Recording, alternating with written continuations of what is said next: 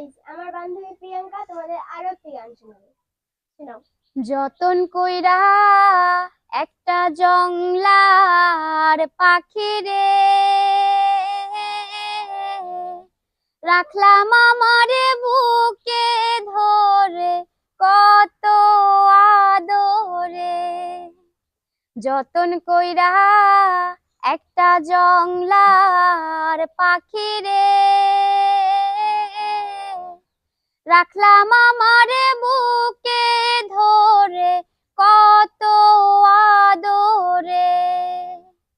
পোষা পাখি ঠোকর মারে আগে আমি বুঝি নাই, আমার খাইয়া আমার পইরা অন্য বুকে নিল